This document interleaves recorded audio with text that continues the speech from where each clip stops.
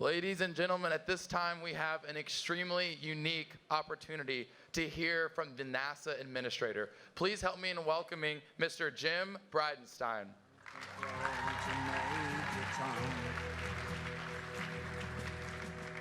Well, thank you. It is great to be here at the 2019 FFA convention in Indianapolis. I will tell you, I am absolutely blown away. 70,000 people, 70,000 members of the FFA from around the country coming to one spot for this convention. We were just over at the Lucas Oil Stadium where the Indianapolis Colts play, and I will tell you, I was like, this is huge. There's no way you can fill it up. They said, in fact, we actually have to do two opening ceremonies with a stadium that size. And I will tell you something else that has absolutely blown me away about this convention, the 2019 FFA convention, and that is this. This is not the FFA that I grew up with. This is an FFA that is focused on tech and robotics. I look at all of these different sponsors around the room. It's all tech, it's robotics, it's science, it's biology. It is not mass production ag the way it used to be. And I gotta tell you, here's the thing, this is why I'm here. NASA wants to be a part of it. We want you to be a part of what we're doing. And I want to go back in history here. I'm going to go back to the year 1775, the American Revolution. There was this place called Concord Bridge. And for the first time, there were these shots fired when we had what was the American Revolution. They called that first shot, who knows what they called that shot? The shot heard around the world, 1775. Fast forward to the 1960s. There was a space race. The United States of America against the Soviet Union, and we're both seeking higher ground, trying to get to the moon. Here's what's interesting. In those early years of the space race, the Soviet Union actually decided to launch animals into space. And on one mission, on just one mission, they launched 2 dogs, 2 rats, 42 mice, countless flies, a bunny rabbit, fungi, and they also launched a bunch of plants. Now, this was not the shot heard around the world. This was, as NASA engineers called it, the herd shot round the world. So here's what you need to know. NASA has, for a very long time, been involved in agriculture, in this case, agriculture in space. Now, that was the Soviet Union. Of course, the United States of America followed suit, and now we have been doing ag on the International Space Station for almost 20 years. Why are we doing ag on the International Space Station? We're learning how to grow plants using minimum water, using minimum soil, in an environment of radiation, in an environment in deep space where there's microgravity. How does a plant grow when it doesn't know which way is up? These are things that we're trying to learn. Why? Because we want to learn how to live and work on another world. Maybe another world that doesn't have the same gravity well as the Earth. Maybe Mars. We have a direction right now to go to the moon for a purpose. We need to learn how to live and work on the moon so that ultimately we can get to Mars. Many in this room have probably seen the movie The Martian. Mark Watney, he was a botanist, and he got trapped on Mars. What did he do? He grew potatoes so that he could live for long periods of time until he could be rescued. So that's of course science fiction. But what NASA is trying to do is make it science reality. And because of the people in this room and the future, and I want to be clear, you are the future, NASA is going to be able to do those kind of activities. But even more than just taking ag into space, the question is, how are we applying space to ag today? And a lot of people don't know this, but it's true. Space has transformed all of our lives in a way that many people don't recognize. The way we communicate. Right now, we're broadcasting this to all of our NASA audience. When we broadcast it, some people are going to get it on DirecTV, maybe on Dish Network, maybe others are going to get it on internet broadband from space. If you come from rural America, I come from Oklahoma, if you don't have DirecTV, Dish Network, internet broadband from space, you probably don't have the internet and you might not be receiving television at all. But those are capabilities and technologies born from this little agency we call NASA. And when I say little agency, we get less than half of 1% of the federal budget, less than half of 1%. I just talked about communication, but we also talk about navigation, GPS. By the way, there's people in this room here at the FFA who have used precision-guided tractors. Many people in this room may not know that that technology was born from NASA, GPS specifically, but also it was a Space Act agreement between NASA and John Deere that enabled us to have the first precision-guided tractors, and in fact the first tractors that were driverless tractors. What does that mean? That means we can actually use tractors to get within 1 inch of where those tractors would like to be. So all of a sudden you can save 5% on the amount of seeds that you plant, and you can save 5% on the amount of fertilizer that you use. What does that mean? That means the bottom line to the farmers goes up, prices come down, and all of a sudden we can feed more of the world than ever before. That's a technology that, of course, was initiated by NASA, but ultimately used by ag that will benefit the entire world. We've talked about communications, we've talked about navigation. The way we predict weather, critically important for ag.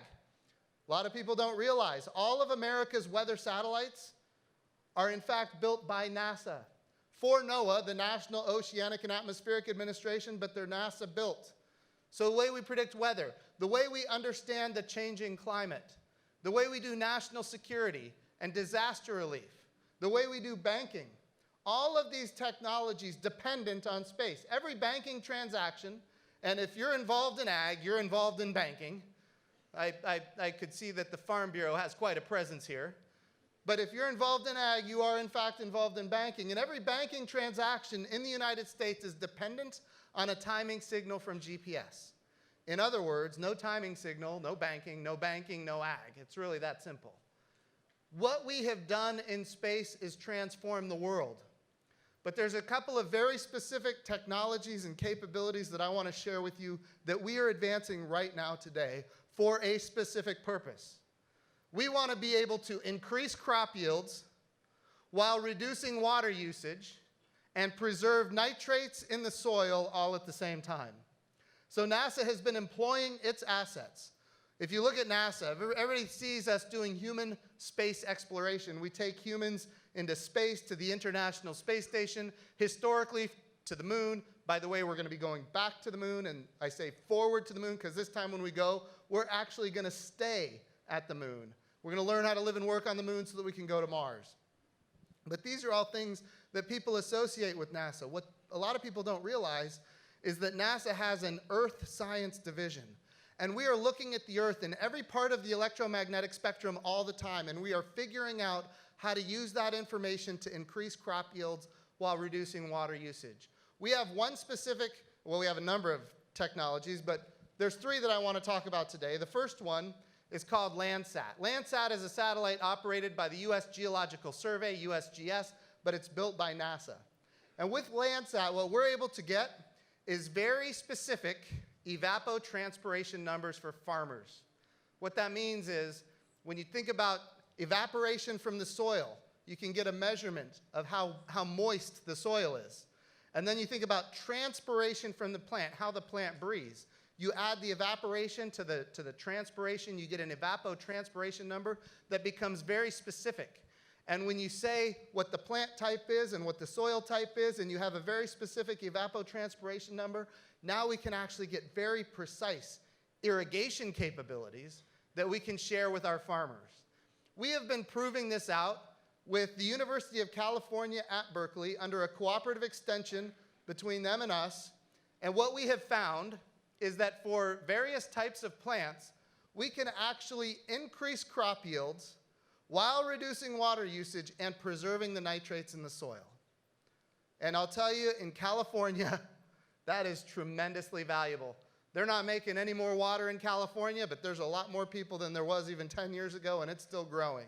So we've got to figure out, how do we use every drop?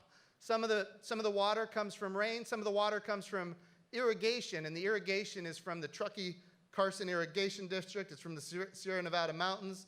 At the end of the day, here's what we know. We know that we've got to get really good at water use, and these evapotranspiration measurements coming from Landsat and applying it to ground sensors, we can actually increase crop yield significantly while reducing water use. And by the way, when the nitrates in the soil are preserved, that's what causes the plant yields to increase. And it's also what prevents the water managers from having to clean out millions and millions of dollars worth of pollution in the water. That's tremendously valuable as well. So that's what we call Landsat. We have another mission that's very brand new. It's operating right now on the International Space Station. And this mission is called EcoStress. We are measuring from space, we are measuring the temperature of the Earth under a mission called EcoStress. Here's what's interesting. And I know this is a science tech crowd. I get that. This is not the FFA of the 1980s and 1990s. Here's what we know. The stomata on a plant, when it gets stressed because it doesn't get enough water, the stomata close. And when the stomata closes, the temperature of the plant actually increases.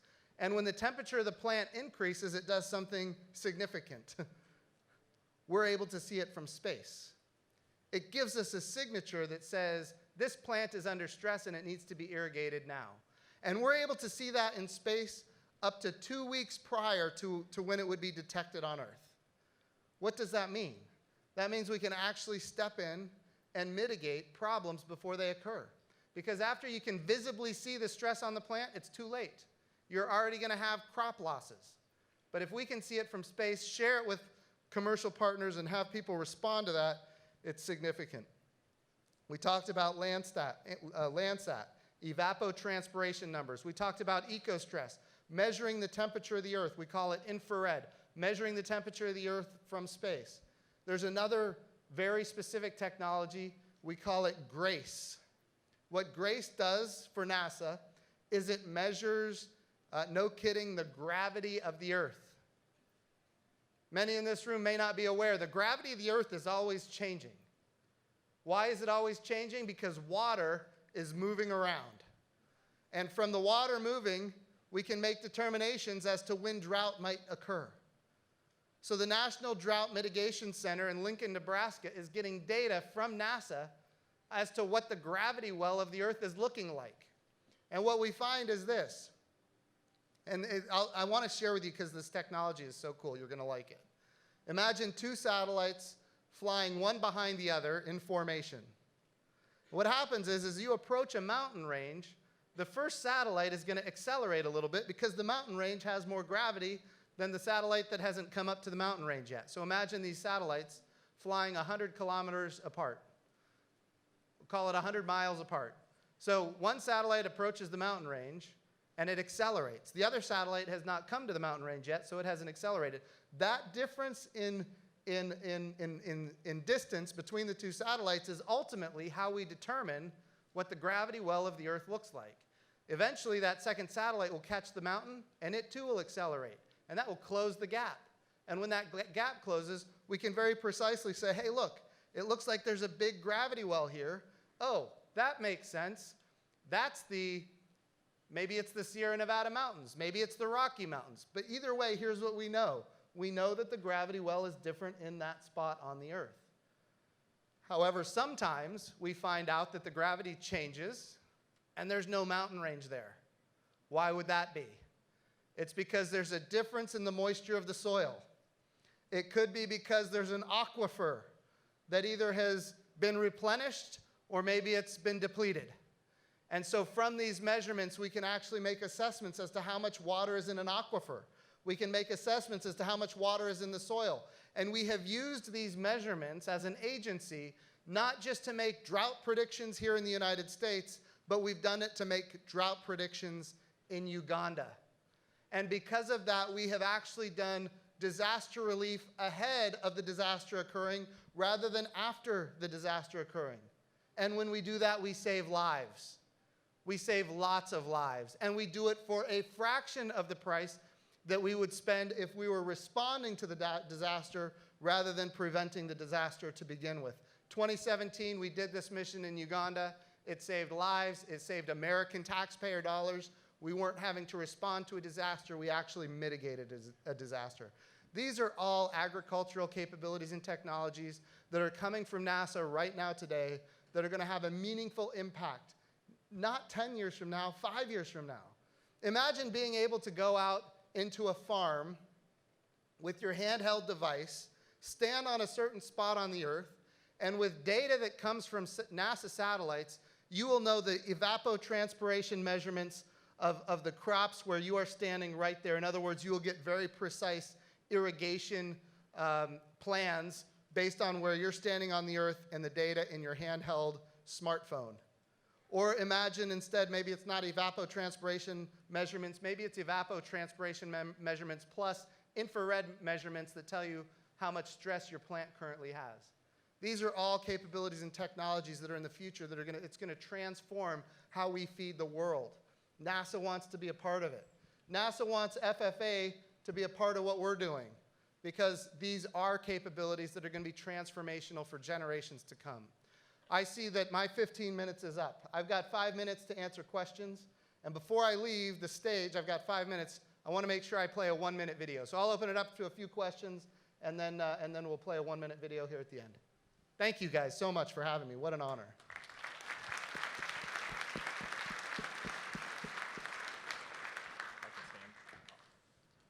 I've been doing some research with Ohio State on no-till farm soil. Do you guys notice a difference with some of your graphics and stuff on no-till farmland compared to conventional till farmland on like soil moisture levels? So I'd have to talk to one of my experts about that. I can tell you I don't know, but I can tell you there are people at NASA who do. And people at NASA are looking at this. And by the way, the data that we do get as an agency, I can tell you are at a specific university, namely Ohio State, based on your sweatshirt and your hat. Yeah. We take the data that we receive and we share it with the world for free.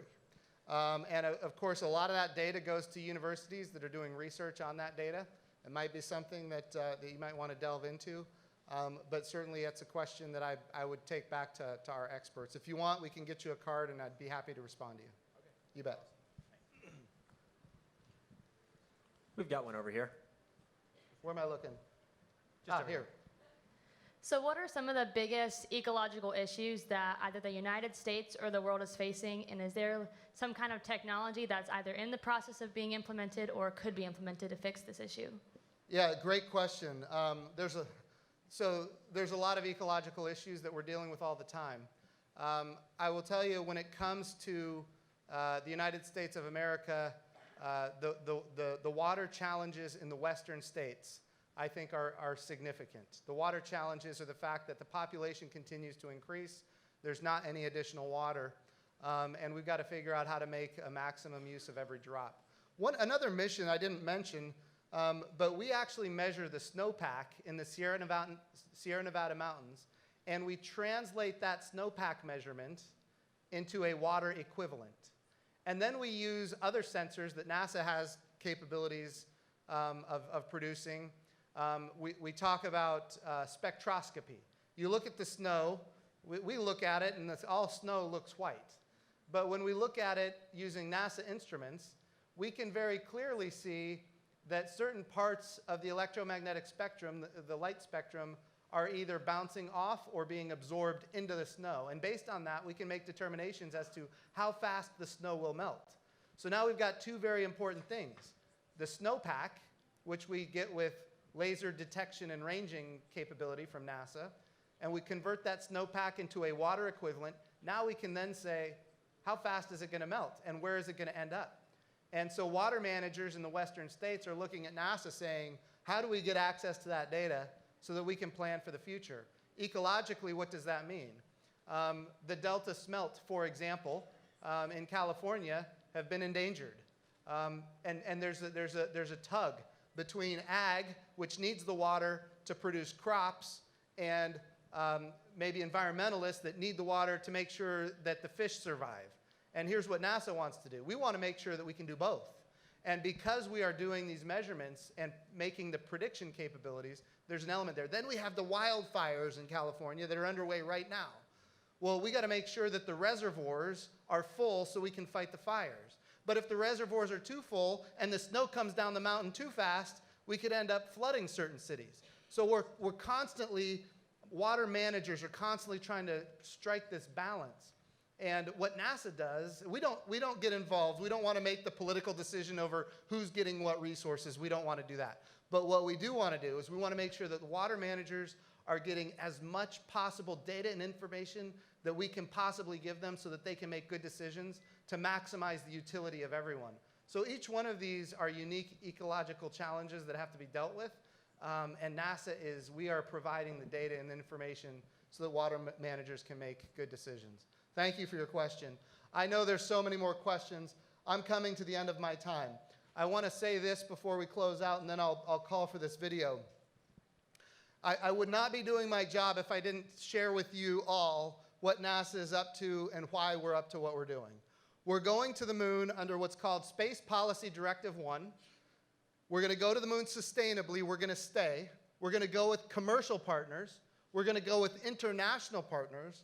We're going to learn how to live and work on another world using the resources of that world, namely hundreds of millions of tons of water ice on the south pole of the moon. That's air to breathe. Water ice represents oxygen. Air to breathe, water to drink, and in fact, rocket fuel. Hydrogen is rocket fuel. Hundreds of millions of tons of rocket fuel on the south pole of the moon. We're going to use that to learn how to live and work on another world for long periods of time, because ultimately we're going to Mars. On Mars, we have found in the last year complex organic compounds. Now, for you in this room that are involved in biology and chemistry, that means the building blocks for life exist on Mars. We found that out just this year, by the way, maybe at the end of last year, but it was recent. They don't exist on the moon at all, but they're all over Mars. When we talk about what's happening on Mars, we have found liquid water now 12 kilometers under the surface of Mars. Liquid water, what do we know about it on Earth? Wherever it exists, there's life. Is that true on Mars? I don't know. I don't know if that's true on Mars, but we need to go find out. The methane cycles on Mars are commensurate with the seasons of Mars. That doesn't mean a lot to a lot of people, but I'll tell you, for the earth science folks at NASA, they're saying, wait a second, that could be an indicator of life. It could be geological in nature, but given the amount of methane that we're seeing coming from Mars, it's starting to look more and more like there could be life on another world, a world that's not our own, life that's never been discovered before. What does this mean? This means we need to get to the moon. We need to learn how to live and work on another world for long periods of time, and ultimately we have to go to Mars. We go to Mars and Earth, we're on the same side of the sun once every 26 months. But here's the important thing, and I'm going to get to this video. In the 1960s, when we went to the moon, we went under Apollo. The name Apollo, he was a Greek god. Now when we go to the moon, we're going under the name Artemis. Artemis is Apollo's twin sister in Greek mythology. Apollo's twin sister happens to be the goddess of the moon. This time when we go to the moon, remember in the 1960s, all of our astronauts came from fighter pilot and test pilot backgrounds. There were no opportunities for women in those days. But today we have this very diverse, very highly qualified astronaut corps that includes women. And when we go to the moon this time, we go under the name Artemis, the twin sister of Apollo, and she was the goddess of the moon. We are going sustainably. We're going to take what we learn to Mars. Your generation, this is important, your generation is the Artemis generation. As long as I've been alive, I'm the first NASA administrator that was not alive when we had other people living and working on the moon. Every other NASA administrator got to experience. I have no memory of where I was when Neil Armstrong and Buzz Aldrin landed, because I was not alive when Neil Armstrong and Buzz Aldrin landed on the moon. We have to make sure, your generation has to make sure, that another generation like mine does not go by. You need to take ownership of it. You are the Artemis generation. We love the Apollo generation, but we are the Artemis generation. We need to go back to the moon. We need to go sustainably. We need to take what we learn to Mars. We are going. Let's watch this video. Thank you guys so much for having me. 50 years ago, we went to the moon. We called it Apollo. What many people don't know is that Apollo had a twin. She was a woman named Artemis, goddess of the moon. We are returning to the moon. as a new generation of explorers. This time to stay. and to prepare to achieve humanity's next giant leap of sending the first human missions to Mars. We believe our course will redefine what is possible. That we would discover life-saving, Earth-changing science. and that the challenges ahead will inspire generations. This is our manifest. For all who wondered if we could return. For all who dreamed of pressing beyond. this is your calling. We go for all of America. We go. We go as the Artemis generation. We go.